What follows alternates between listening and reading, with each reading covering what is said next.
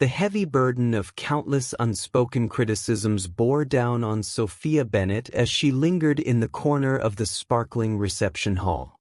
Every clink of wine glasses and each forced chuckle seemed like an accusation aimed at her.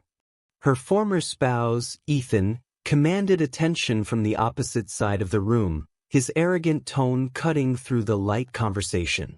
He was the type who didn't merely arrive somewhere, he dominated it. And she, due to their history together, remained a specter of a defeated realm. She was meant to fade into the background. But that evening, a set of profoundly serene, thundercloud-hued eyes observed her, and their possessor was poised to rewrite the entire scenario. The crystal fixtures of the majestic Willow Hotel cascaded like ice droplets, bathing the urban elite in a radiant, harsh glow. For Sophia, it served as the backdrop for a well-known drama. She smoothed out the modest emerald gown she'd purchased at a discount, a plain, unassuming piece amid a wave of shimmering high fashion. Her presence wasn't voluntary. The yearly Designers Association banquet was obligatory for all at Ethan's company, even the entry-level sketch artists like her, who were required to cheer his accomplishments. 2 years had passed since their separation, yet in Ethan's domain, her path still revolved around his influence. She sipped a cup of fizzy mineral water, the small effervescent pops echoing the unease in her core. Ethan's booming amusement echoed from afar. He was encircled by fans, his palm placed dominantly on the curve of his latest partner's back, a slender redhead called Brittany, who appeared crafted to complement a high-end penthouse. Ethan spotted Sophia's gaze and offered a condescending grin, a subtle gesture she recognized all too well. It conveyed, "See yourself? Still sidelined, still insignificant."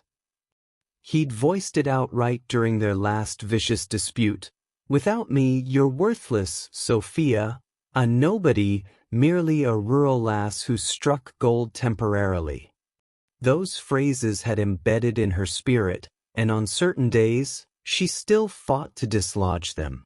A young associate, an anxious fellow named Michael Lee, approached her cautiously. "Sophia, you look lovely," he said, his glance flicking warily toward Ethan, as though conversing with her risked termination. "Thanks, Michael."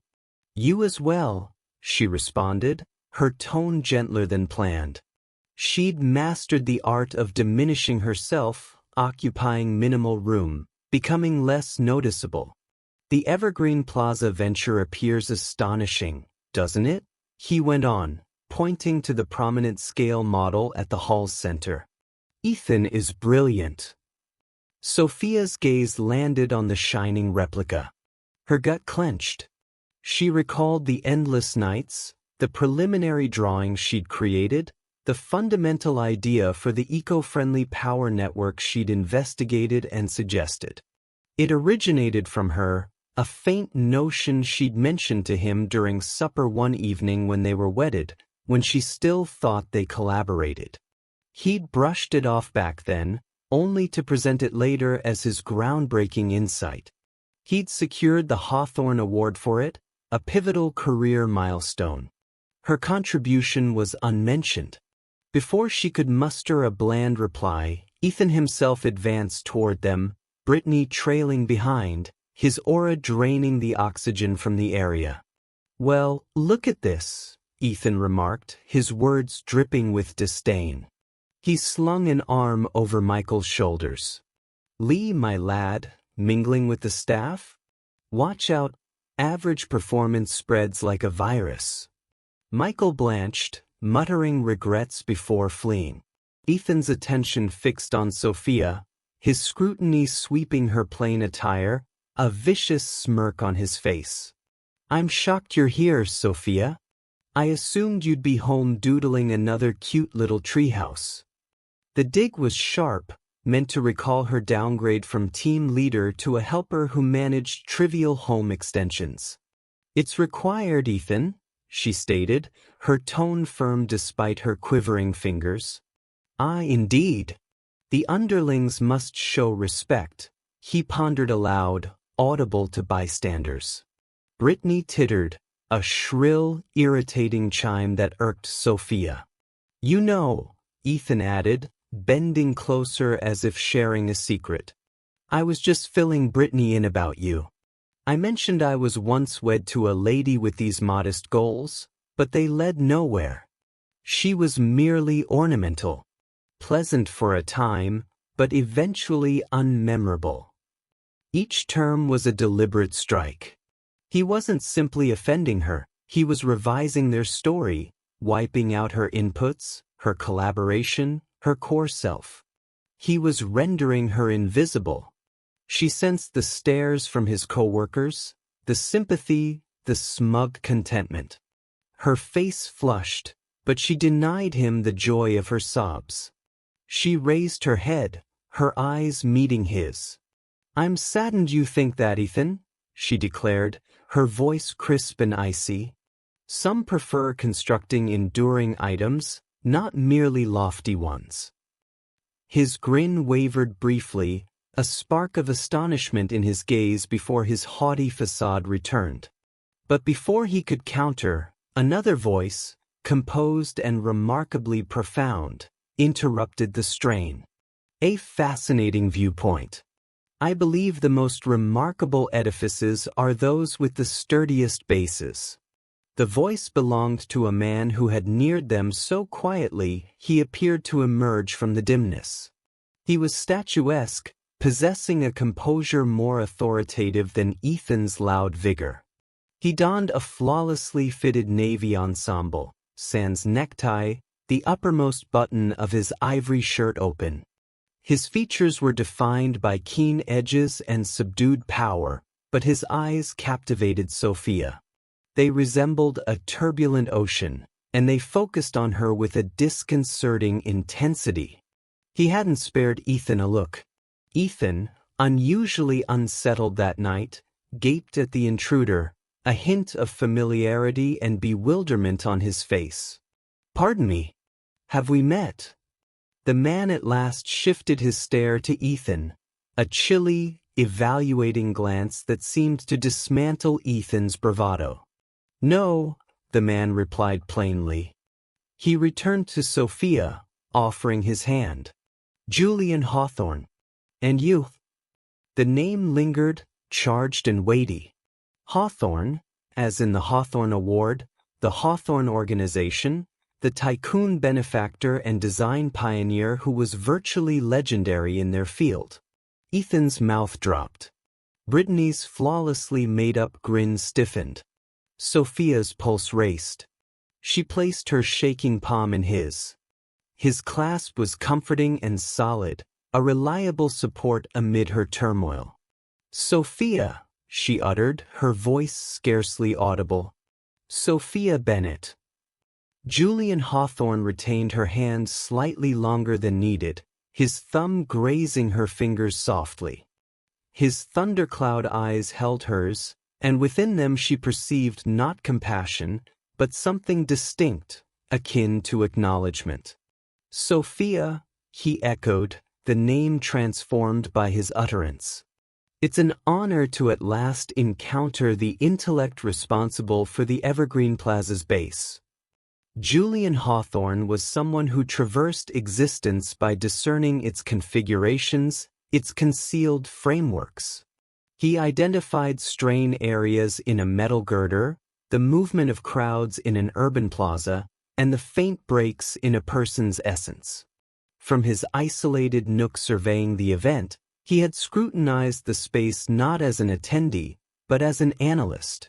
He'd attended that night from a hesitant obligation to award his organization's yearly prize and tolerate the necessary chit-chat. He'd anticipated tedium. He experienced none. His focus initially fixed on Ethan Reynolds. Julian identified the archetype right away.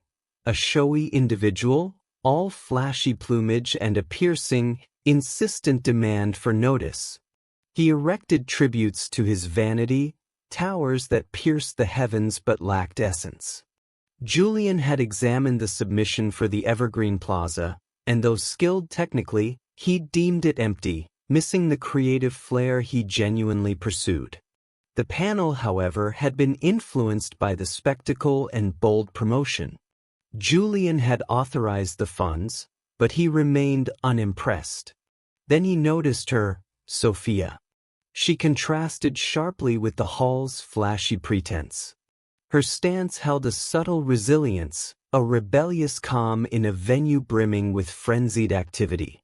She resembled a thoughtfully crafted structure in a metropolis of ostentatious exteriors, subtle, refined, and engineered to endure adversity. He observed as her former husband, the show-off, strutted and posed, and he noted how her existence served as a perpetual, implicit challenge to his exaggerated self-image. He kept watching, assembling the tale. He saw the young associate's tentative advance, how he repeatedly checked Ethan like a pup seeking its owner's consent. He witnessed Ethan swoop in, his demeanor asserting control not only over the area but over the individuals within it. And he overheard the phrases amplified by the venue's sound. Average performance spreads like a virus, merely ornamental, eventually unmemorable. Each statement was a sledgehammer, and Julian sensed a known frigid rage awaken inside him. He'd encountered men like Ethan throughout his existence. His own parent had been similar, a figure who gauged his value by the diminishment he inflicted on others, who had viewed his reserved, contemplative offspring, favoring diagrams over finances, and labeled him a letdown. Julian had devoted years to forging an empire not of wealth, but of honor, layer by layer, endeavor by endeavor, to demonstrate that power didn't require volume. When he observed Ethan stoop to administer the ultimate harshest wound, Julian resolved he'd witnessed sufficient. He wasn't prone to spontaneity, but this wasn't whimsy. It was an adjustment, a structural mediation. The base of this minor societal spectacle was decayed, and he experienced an urgent necessity to bolster it. He advanced with an elegant poise that contradicted his stature, navigating the gossiping clusters without disrupting any dialogue. He reached at the exact instant Sophia elevated her chin, her tone distinct and challenging. Some prefer constructing enduring items, not merely lofty ones. At that juncture, his theory was validated. She was the designer. Ethan was merely the label. His self-introduction was a tactical explosion. He observed the name impact Ethan's expression, the swift progression from conceit to astonishment to contrived alarm. It was an expected and pitiful collapse, but his concentration was on Sophia. He noted the shake in her palm as he grasped it, the turmoil and dread clashing in her eyes. He sensed the refined fortitude in her hold, a stream of endurance that none of Ethan's harassment could snuff out. When he addressed her, he selected his terms as meticulously as he would pick the keystone for a high-rise. It's an honor to at last encounter the intellect responsible for the Evergreen Plaza's base. He'd ventured a measured gamble. He wasn't certain beyond doubt, but he'd spotted a hint in her records during the prize finalists' review. A roster of entry-level personnel, an initial draft with another name linked that had been promptly replaced by Ethan's. It was a dangling strand, one he hadn't tugged then. Now he pulled it purposefully. The surprise in her eyes was his confirmation. It was utter, raw shock, succeeded by a surge of exposed, unprotected fragility. She didn't refute it. She couldn't. For the first time, someone pierced the pretense and acknowledged the reality of her efforts. Ethan stammered, his complexion a blotchy crimson. I don't understand what you're implying, Mr. Hawthorne. I led the design on the Evergreen venture. Sophia was entry-level. Julian didn't deign to acknowledge him. His focus was solely on Sophia. An edifice's base is its vital component, he murmured, his words intended solely for her. It's the unseen part, yet it decides if the edifice endures or falls. It demands vision, accuracy, and comprehension of hidden dynamics. It's the labor of an expert, not a novice. He released her hand, but the bond persisted. He experienced a deep, nearly guardian-like attraction to this lady. He perceived the years of silent obliteration she'd suffered, the pilfering of her expression and her foresight. He possessed the capability to reinstate it, and the urge to act was irresistible. It transcended mere caprice, beyond a wish to vanquish a tormentor. It was an awareness of deep universal equity awaiting fulfillment. He, Julian Hawthorne, the individual who transformed cityscapes, was about to reconstruct her existence. He offered her a slight, nearly undetectable affirmation. I think my organization is arranging an exclusive viewing of the Fresh Contemporary exhibit hall next week. I'd be privileged if you'd accompany me, Ms. Bennett. I suspect we have much to converse about regarding design. He pivoted and departed, creating a void of astonished quietude behind him. He didn't glance rearward. He didn't require it. He knew the initial block of a fresh base had been positioned. The week after the banquet was an otherworldly reverie for Sophia. She attended her job, positioned at her tiny sketching station in the Nook, and attempted to feign that reality hadn't shifted dramatically, but it had. The environment at the company was dense with murmured rumors and oblique stares. Ethan evaded her completely, his rage a tangible force she could detect from afar. Michael Lee had placed a beverage on her workstation one dawn with a note that read simply, "Incredible." She was no longer invisible. She was an enigma. The summons from Julian Hawthorne's staff came by messenger, a dense ivory envelope that seemed extraordinarily substantial in her grasp. It verified the exclusive viewing as pledged. For 3 days, she contemplated declining. The meeting seemed like an anomaly, a magnate's fleeting fancy. What interest could he have in her? Ethan's tone echoed poisonously in her thoughts. You're worthless. He's toying with you. He'll discern what I did and abandon you. But another subdued tone, unheard for years, encouraged her forward. It was the tone of the youthful lady who had excelled in her studies, the one who thought design could transform society. It was the tone that Julian Hawthorne had, for a brief instant, appeared to perceive. Thus, on a brisk fall day, she stood before the grand steel and glass exterior of the new Beaumont extension at the Contemporary Art Gallery. The venue was shut to visitors, and the vastness was immense and awe-inspiring. A stern woman with a notepad and a communicator greeted her at the entrance. Ms. Bennett, Mr. Hawthorne awaits you. She was guided through expansive vacant halls where artworks rested in quietude, their vivid hues softened in the midday illumination. She felt as misplaced as her discounted gown had at the banquet. Then she beheld him. He positioned himself in the heart of the primary foyer, a towering area of stone and brightness, his palms in the pockets of his ebony slacks, gazing upward at the complex array of supports upholding the transparent roof. He lacked a formal coat, merely a plain charcoal wool pullover that rendered him more youthful, more accessible. He rotated as she neared, and a gradual, authentic grin altered his fierce traits. Sophia, I'm pleased you arrived. Mr. Hawthorne, she started, her tone proper. Julian, if you please, he amended softly, and I ought to express gratitude. It's rare I can debate a structure's stability with someone who might truly value it. He motioned skyward. What are your thoughts? They aimed to conceal the support network. I demanded it become the focal point. Transparency in creation.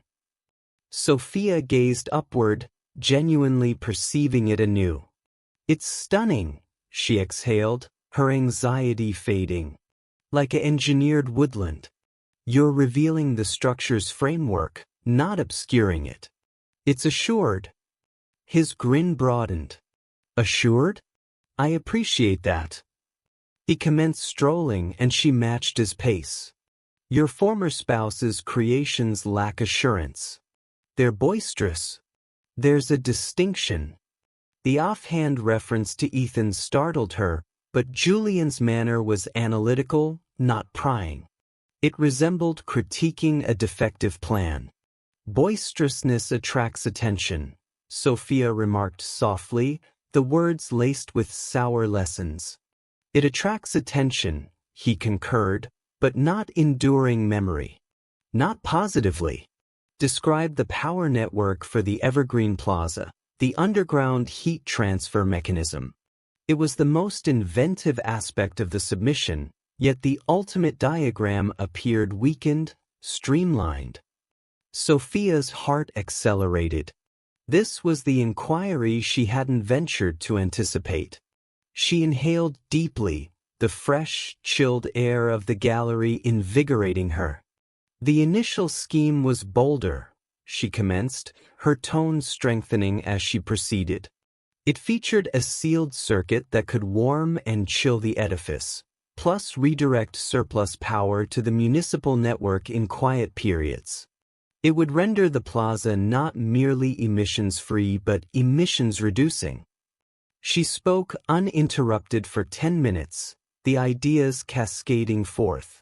She discussed heat ratios and underground stone permeability, the models she'd executed on her personal device during late hours. The enthusiasm she'd repressed for years surfaced, and her hands gestured, outlining unseen schematics in the atmosphere. Julian attended, his stare fixed on her visage. He refrained from interjecting. He merely absorbed her statements, his demeanor one of profound, steadfast focus. When she concluded, winded and somewhat lightheaded, he remained quiet for an extended period. He appropriated it, Julian stated. It wasn't an inquiry. It was a declaration. Sophia's eyes brimmed with moisture she held back. She merely affirmed with an abrupt nod. And he streamlined it since he didn't grasp it fully, Julian proceeded, his tone gentle yet hardened. He knew the jargon but not the operations. Thus, he smoothed the complexities, eroded the brilliance, until it became another item in her announcement. They halted before an enormous non-figurative artwork, a tumultuous vortex of shadows and ashes with a lone bold streak of vivid crimson. He informed all I was worthless, Sophia murmured, the admission suspended in the hushed hall. And eventually I began accepting it. Julian pivoted to confront her. He stood near, and she could sense his warmth. He avoided hollow comforts or simple affirmations. Rather, he regarded her with that same disconcerting power from the banquet, as though viewing the very skeleton of her existence. He erred, Julian uttered, his voice a subdued rumble. Someone capable of devising a mechanism like you outlined is not worthless. They are an inventor. Ethan is simply a promoter. He markets others' inventions. He indicated the artwork. He would perceive the shadows and ashes. You, Sophia, you are the crimson. In that immense vacant chamber encircled by mute masterpieces, Sophia sensed a basic alteration inside her. It was the sensation of a fractured base being mended, of supporting barriers being realigned. It wasn't solely that he trusted her.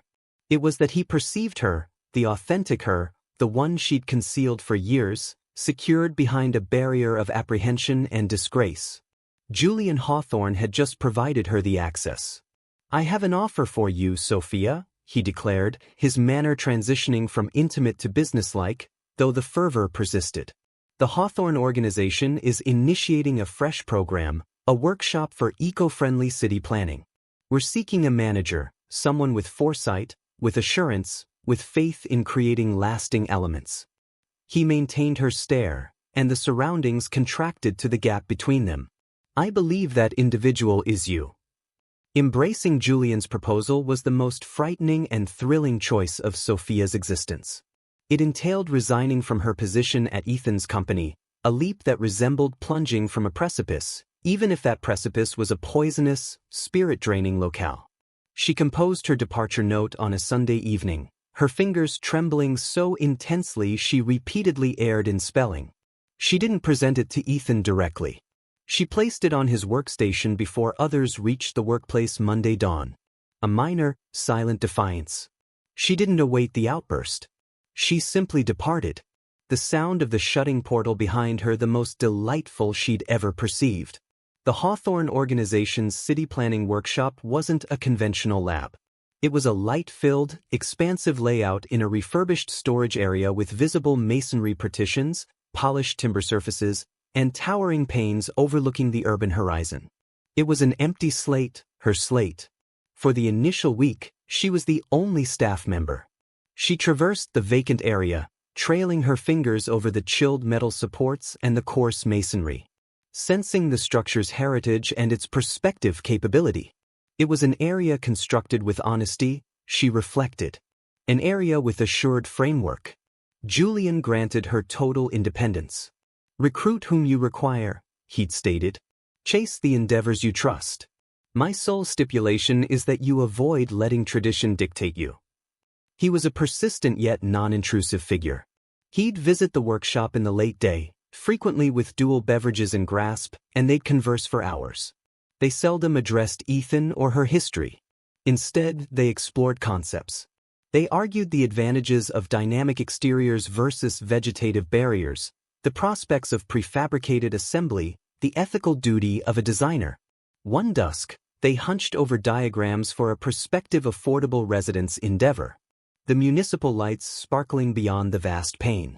The issue is perpetually the funding, Sophia remarked, exhaling as she rapped a digit on the expense evaluation document. To render it genuinely eco-friendly and aesthetic, the resource expenses rise. The builders will seek reductions, and the initial casualties will be the vegetative rooftop and the communal garden. Then we alter the formula, Julian declared plainly. He seized a marker and resolutely struck through the builder's title. The Hawthorne organization will finance the trial endeavor outright. We construct it ourselves, precisely to your details. We demonstrate that moral creation can also yield profit. We establish a fresh paradigm. Sophia gaped at him, astonished. Just like that? You finance the entire thing? It's not just like that, he rectified, his look grave. It's a tactical commitment to a belief I endorse and to an individual I endorse. His stare was unwavering, and at that instant, the boundary between occupational and private dissolved. He started extending invitations beyond their professional talks. It commenced with uncomplicated meals at secluded, obscure eateries where recognition was unlikely. Amid the gentle rattle of utensils and the hum of others' existences, they discussed all except design. She discovered his tense bond with his deceased parent, his passion for yachting, his irritation with the shallowness of his milieu. He possessed boundless riches and authority. Yet he admitted to a deep feeling of solitude. She, conversely, found herself revealing in manners she'd never done with Ethan.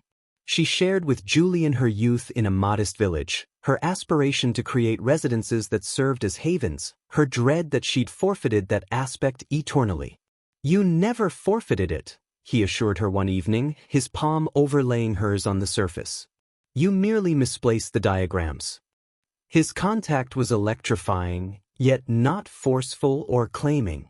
It was a sign of linkage, of silent comprehension. The bond was a gradual ignition, a step-by-step rebuilding of Sophia's faith in another and, crucially, in herself. He never hastened her, never demanded more than she offered. He was tolerant, as if awaiting a scarce blossom to unfold, satisfied to observe the unfolding. The transformation in Sophia was evident. She began attiring with greater assurance, not in costly garments, but in hues that invigorated her. A scarlet wrap, a sapphire top. She voiced opinions in sessions with municipal coordinators, her tone distinct and firm. She assembled a compact, talented group for the workshop, and collectively they commenced the residence endeavor. Their common zeal infusing the area with contagious vitality. She wasn't merely recovering, she was flourishing. She was evolving into her destined self. One stormy weekend, Julian escorted her to a minor autonomous bookshop, a mutual interest they'd uncovered. As they perused the racks, their arms grazing, the aroma of aged pages and precipitation in the atmosphere, she experienced a tranquility she hadn't deemed feasible. He extracted a volume of verse and, in a subdued tone, recited a brief stanza about the ocean. His tone was a profound, calming resonance, and she felt herself inclining toward him. He shut the volume and regarded her, his thundercloud eyes tender in the faint illumination. "Sophia," he murmured, his voice hardly audible. He lifted his hand and delicately swept a loose lock from her face. His digits paused briefly, a light caress that evoked a tremor along her back. The external world, the downpour, the metropolis, it all vanished. There remained only the serene interval between them, brimming with unvoiced potentials. It transcended appreciation or a career partnership. It was profounder, authentic and alarming and exquisite. He was no longer solely her patron. He was emerging as her base. Ethan Reynolds encountered the revelation of Sophia's fresh role not as an isolated occurrence, but as a sequence of progressively maddening irritations. The initial was her abrupt departure note, an act of resistance so unforeseen it rendered him temporarily mute. He'd anticipated weeping, supplication, a frantic bargain. Instead, he received a fortnight's warning on his workstation and a vacant seat in the office corner. He informed all she'd suffered a collapse, that the strain overwhelmed her. It was a tale his flatterers readily accepted. The second irritation was the feature in the Design Digest, a polished full spread on the novel Hawthorne city planning workshop. There was an image of Sophia in the illuminated loft, appearing not shattered, but luminous, self-assured. The piece cited Julian Hawthorne personally, describing his new manager, Sophia Bennett, as one of today's most creative thinkers in eco-friendly planning. Ethan had hurled the publication across his workspace, the slick sheets dispersing like toppled avians. But the profoundest irritation, the one that suppurated and resisted healing, stemmed from the murmurs. He overheard it at meals, at executive gatherings, on the links. The banquet tale had evolved independently, distorting with each narration. In the revised account, the valiant Julian Hawthorne had intervened to rescue the gifted yet suppressed Sophia from her despotic former spouse. Ethan, the industry colossus, was being repositioned as the antagonist in a legend. His ventures, once exalted, now faced examination. Nameless remarks on sector forums started questioning the actual genesis of the Evergreen Plaza idea. His meticulously built realm, founded on pilfered concepts and feigned superiority, was developing fissures. "It's absurd, isn't it?" he snarled at Brittany one dusk in their barren white-dominated residence. He strode the floor, a confined beast in a sparse menagerie. Sophia, a manager. She can scarcely manage a dialogue. Hawthorne is involved with her. It's the sole rationale. Brittany, occupied with a self-portrait, glanced up blankly. Perhaps you should have treated her better, dear. That Hawthorne fellow is ultra-wealthy. Her naive comment drew a scowl so toxic it caused her to recoil. I was her deity, he bellowed, pounding his fist on the stone surface. I provided her all. This is my reward for squandering a decade on a pity case. She's humiliating me. The envy was a bodily ailment, a tart corrosion churning in his abdomen. He commenced tracking her digitally. He monitored the Hawthorne organization's online profiles, compulsively browsing images of the workshop's advancements. He viewed Sophia directing a group, indicating diagrams, chuckling with her peers. In each picture, she appeared more dynamic, more vital than he'd ever witnessed. It was a personal insult. She was intended to be insignificant without him, a dimmed snapshot from his history. Instead, she was blossoming into a vibrant opus, and he wasn't included. His performance deteriorated. His presentations grew more combative, his creations more extravagant and frantic. He forfeited a key contract for a novel performance venue.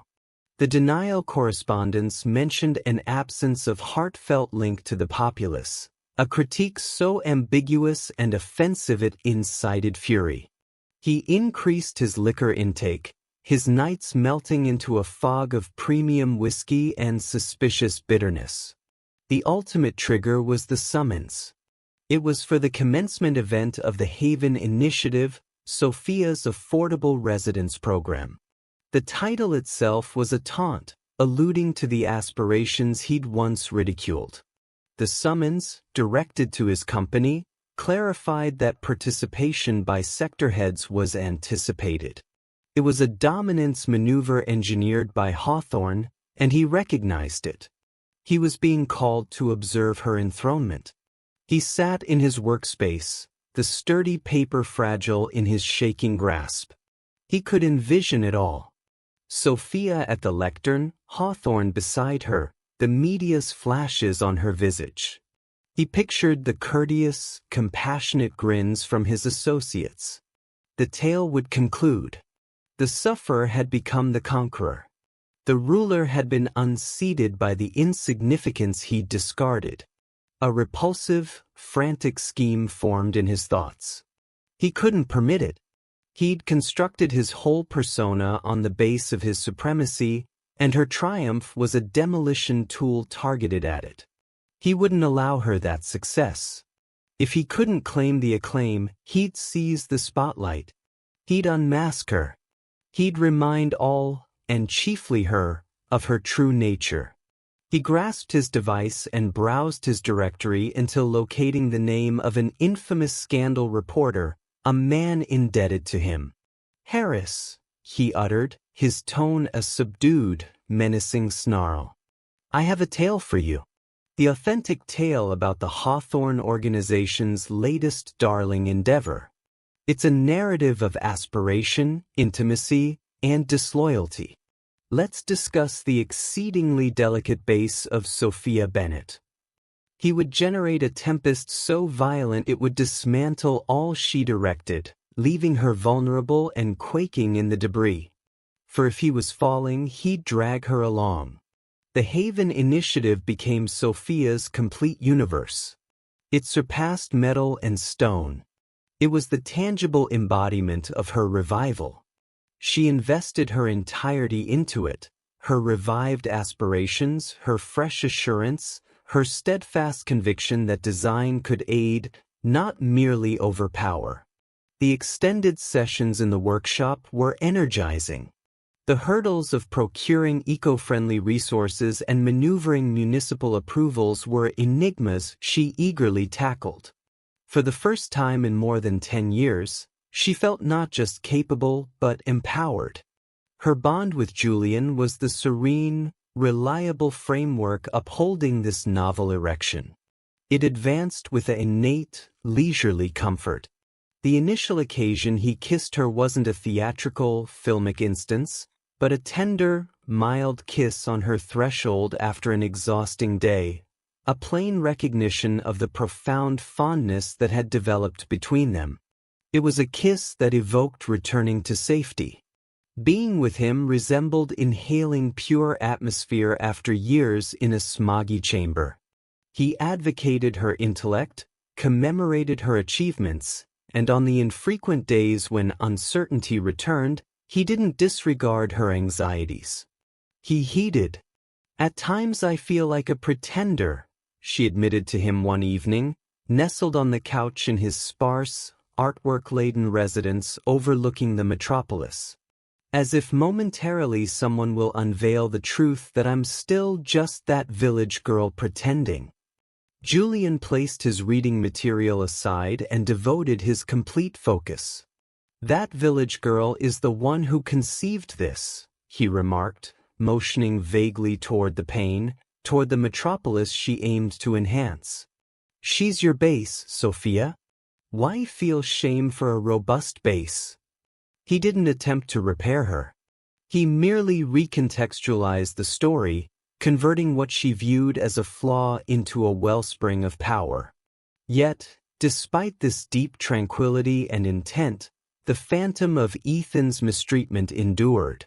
It was a fine crack in her novel base, unseen to casual observation, but susceptible to major disruptions.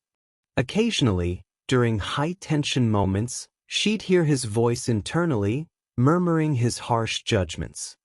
"You're insufficiently intelligent. You'll flop. All will recognize your deception." The strain intensified as the commencement event for the Haven Initiative neared. The endeavor drew considerable press interest, not only for its novel layout, but for the personal narrative Hawthorne's publicity group had artfully shaped around Sophia. She was being framed as a pioneer, an ascending luminary. The attention felt intense and strange, and it highlighted the shadowy recesses of her mind where her deepest doubts lurked. One afternoon, a week prior to the event, a veteran municipal coordinator, a brusque, traditional official, criticized her plans for the structure's wastewater reuse mechanism. He was patronizing, rejecting, and his points mirrored those Ethan once employed to quash her concepts. "It's excessively intricate, Ms. Bennett. A whimsy. It won't clear the ultimate review," he declared with smug conclusiveness. Sophia departed the session rattled, the familiar humiliation overwhelming her. She returned to the workshop, her assured contentions and figures erased, supplanted by the oppressive burden of the coordinator's rejection. Her group sought her direction, but momentarily she offered none. The manager, the pioneer, had evaporated, and in her stead was the diminutive, vanquished lady from the banquet. She secluded herself in her workspace, her respiration erratic and shallow. "He's correct. It's overly bold. I'll fail." Ethan was accurate. Her device rang. It was Julian. She disregarded it. She couldn't converse with him, couldn't allow him to detect the frailty in her tone. But shortly after, a gentle rap sounded on her workspace door. He entered, his expression marked by worry. He must have learned of the session. "Sophia," he uttered tenderly. "He despised it," she stated, her voice heavy with withheld sobs. "He called it a whimsy. He considers me foolish." Julian didn't promptly defend her. He approached the pane, surveying the horizon. 2 decades ago, he started, his tone composed and balanced. "I suggested my initial independent endeavor, a protruding viewing platform for a business center. My parent, a board member, rose during my talk and termed it a recklessly irresponsible and unstable ego trip. He claimed I'd ruin the firm and endanger lives. He shamed me openly." Sophia glanced up, her distress briefly sidelined. "I returned home," Julian continued, "and nearly abandoned it all." His voice dominated my thoughts. "But then my guide contacted me, an elderly, genius technician. He said, Julian, narrow perspectives will always fear daring creations. It's not the design they dread is flawed. It's theirs. He turned to her, his gray eyes penetrating. That municipal coordinator is a limited person, Sophia. He's sanctioned identical dull blocks for 3 decades. Your creation tests him. It frightens him, just as your concepts frightened Ethan. He approached and crouched before her seat, clasping her hands. This is unrelated to your skill. This is the final gasp of the outdated regime. You represent the tomorrow, and it horrifies them. Do not permit the specters of prior defeats to roam the corridors of your triumph. His words soothed her injured soul. He wasn't merely consoling her, he was equipping her. He was recalling that the mental struggle she faced wasn't evidence of her frailty, but a consequence of her power. The conflict wasn't solely with municipal coordinators or resentful former spouses. It was with the persistent resonance of her own previous wounds, and it was a conflict she was now prepared to prevail. She inhaled deeply and steadily, gripping his hands. "All right," she whispered. "All right." She rose and proceeded to her workstation, unfurling the diagrams for the wastewater mechanism. His complaints relied on obsolete rules. I can draft an additional submission with current figures to validate its effectiveness. Julian grinned, a gradual, proud grin. I trust you can. As she resumed labor, a fresh determination solidifying within her, she comprehended that this was the genuine trial. The commencement event would be a communal proclamation of her triumph. But this serene instant of surmounting her personal shadows, this was the authentic conquest. The base was steadfast. The day of the commencement was luminous and chilly, the fall sun keen in a clear azure sky. The location for the Haven initiative hummed with vitality. A spacious ivory canopy had been set up, stocked with seats for civic authorities, neighborhood figures, and the media. A modest platform faced a section of disturbed soil, with a line of polished spades shining in the light. Sophia positioned herself beside the platform, holding a bundle of notes she'd revised repeatedly. She experienced an anxious stir in her abdomen, but it was eclipsed by a profound, serene buzz of satisfaction. Her workshop group occupied the foremost row, radiating at her. Julian stood nearby conversing with the leader, but he met her gaze and provided a discreet, comforting affirmation. She was prepared. As the attendees settled, a disturbance near the canopy's entry attracted her notice. Ethan had come. He wasn't merely present. He was staging a spectacle. He marched in, accompanied by the shady reporter Tom Harris, who brought a filming team. Ethan appeared unkempt, his costly attire wrinkled, his visage swollen and reddened. A frantic, untamed gleam was in his eyes. He ignored the occasion coordinators attempting to halt him and advanced straight to the media area, towing Harris. "A couple inquiries for the Endeavor manager before starting," he bellowed, his speech slightly garbled. The lenses swiftly turned from the platform to him. Julian began advancing toward them, his expression stormy, but Sophia placed her palm on his limb. "No," she declared, her tone remarkably composed. "Permit him. This must occur. My method." Julian examined her eyes, noted the resolve there, and hesitantly halted.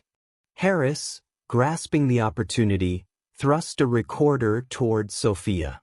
"Ms. Bennett, Tom Harris, Urban Pulse. Is it accurate that the central notions for this endeavor were devised during your marriage to design Titan Ethan Reynolds?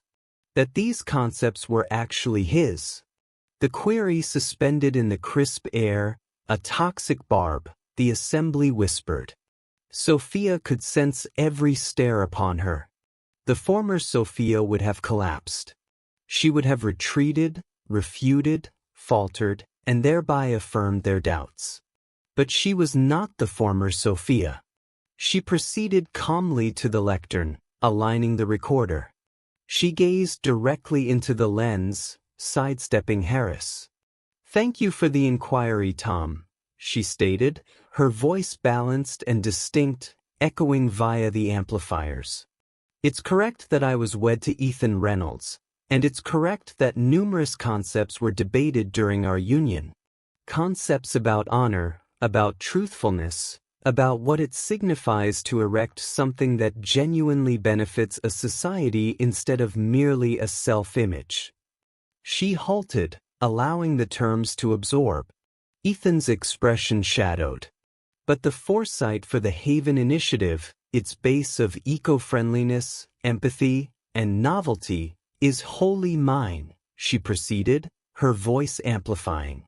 "It arose from my conviction that all merit a locale of elegance and security to deem home. This endeavor is not an extension of my history. It is the commencement of my tomorrow." Ethan, witnessing his intended trap faltering, erupted. He pushed beyond the reporter and charged the platform. "She's deceiving," he shouted, his voice thundering with wrath and alcohol. "She's a phony. She was insignificant until Hawthorne lifted her from obscurity. Inquire what he compensated for his petty darling." 2 guards advanced to block him, but it was delayed. He'd attained the platform's border, his face twisted in a repulsive leer. "She was my entry-level sketcher. She retrieved my beverages. Admit it, Sophia, admit what you were sans me." The assembly inhaled sharply. The spectacle was deteriorating into chaos. Sophia gazed down at the man who'd tormented her for years. He appeared diminutive, wretched, a crumbling edifice on a decayed base, and she felt nil, no dread, no disgrace, merely a deep, fatigued compassion. She inclined toward the recorder once more. Her voice wasn't elevated, but it sliced the disorder with utter precision. "You are accurate about one matter, Ethan," she declared, her eyes fixing on his. "When I was with you, I was insignificant because you dedicated your existence to persuading me of that. You appropriated my concepts and labeled them yours. You appropriated my assurance and labeled it conceit. You appropriated my affection and labeled it a utility. You attempted to obliterate me." She inhaled deeply, standing erect and imposing, a tower of a lady.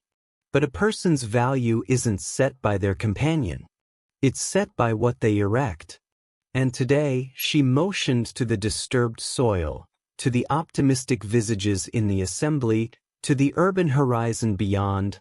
"I am erecting something genuine, something enduring. And you have erected naught but a heritage of pilferage and coercion. So you are accurate. I was insignificant with you. But without you, I have at last become all I was destined to be." Quietude. Utter resonant quietude. Ethan remained immobile, revealed, and denuded by the plain, ruinous verity. The guards ultimately arrived and kindly yet resolutely led him away, a babbling, overcome man. Sophia surveyed the assembly. The leader regarded her with fresh esteem. Her group was emotional, a blend of satisfaction and ease, and Julian gazed at her with a look of such deep love and respect that it stole her breath. She seized one of the polished spades.